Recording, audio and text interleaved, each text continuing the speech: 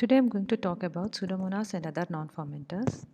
Pseudomonas are a large group of aerobic organisms which are ubiquitous in nature, that is, they are present everywhere, and they are mostly saprophytic, that is, they are present on the dead and decaying organic matter. These organisms can cause many types of infections and opportunistic infections in humans. The genus Pseudomonas belongs to the family Pseudomonadaceae, which has over 200 species. Important among them is Pseudomonas aeruginosa. Genus Burkholderia also belongs to this family.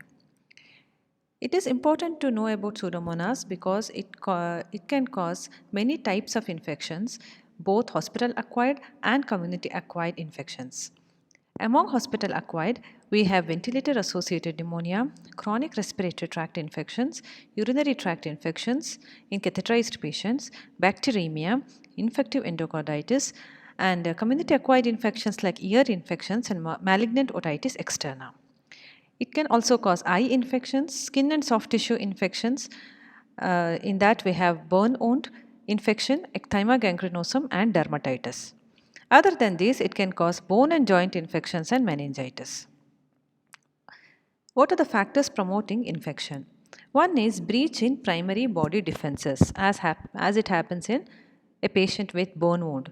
So, the skin which offers major resistance to infection is breached or it is damaged in case of burns. So, that's how they are more prone for Pseudomonas infection. The bacterial pili, which helps in adhesion, bacterial exoproducts like elastase, exotoxin A, and exoenzyme S, lipopolysaccharide and alginate glycocalyx, and ability to form biofilms. Pseudomonas exhibits a high degree of resistance to chemical agents. It is also resistant to the common disinfectants and antiseptics. It may also grow profusely in a bottle of antiseptic lotion, Dettol, and cetrimide. So, cetrimide is used as a selective agent for growing Pseudomonas. The property of its susceptibility to silver has been utilized in treating burn wound with silver sulfonamide compounds. It is sensitive to 2% glyceraldehyde and to silver salts. It is intrinsically resistant to some antibiotics. Pathogenicity. Several toxic extracellular products have been identified. One is exotoxin A. It has an active A unit and binding B subunit which inhibit protein synthesis. Other extracellular enzymes and toxins include proteases, elastases, hemolysins, and enterotoxins. The slime layer acts as a capsule in enhancing virulence. Toxins and enzymes. Extracellular products like pyocyanin cause disruption and cessation of ciliary bead in nasal epithelium. Extracellular enzymes and hemolysin, these are the Pseudomonas produces proteases, hemolysins, and lipase, which help in producing local lesions. It has got two types of exotoxins, A and S. Exotoxin A inhibits protein synthesis. It inactivates elongation factor, inhibiting protein chain elongation in presence of NAD. It also secretes an endotoxin, that is lipopolysaccharide, which has got a pyrogenic action. That means it helps in increasing the temperature and causing fever. So this picture shows various virulence factors of Pseudomonas.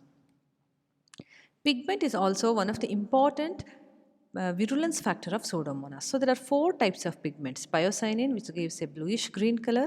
So it is most specific for Pseudomonas aeruginosa, which inhibits the growth of many other bacteria and contribute to pathogenesis.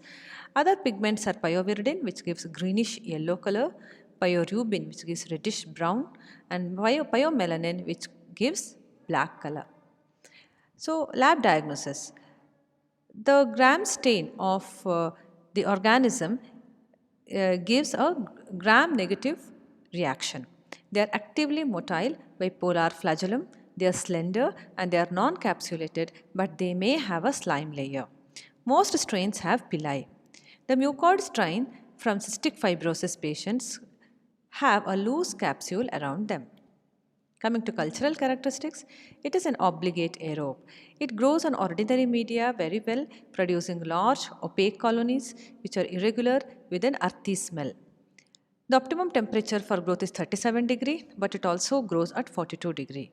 On blood agar, Many strains give hemolytic colonies. On McConkey agar, they give non-lactose fermenting colonies as shown in this picture. On nutrient agar, they give large, smooth, translucent colonies with a sweetish aromatic odor and with an iridescent patch with metallic sheen. Citramide agar is used as a selective medium. On peptone water, it forms a surface pellicle. Biochemical reactions. They are catalase positive and oxidase positive, citrate positive and motile. Nitrates are reduced to nitrites. It utilizes only glucose oxidatively with acid production. It's a non-fermenter. It doesn't ferment any sugar. It is arginine positive. Arginine is a amino acid. So these are the typing methods. Bacteriocin typing, pyocin typing, Fach typing and serotyping. These are the different types of typing. These are utilized in, these have epidemiological significance. The other types of method is molecular method by PCR, used for typing. Coming to the biochemical reactions.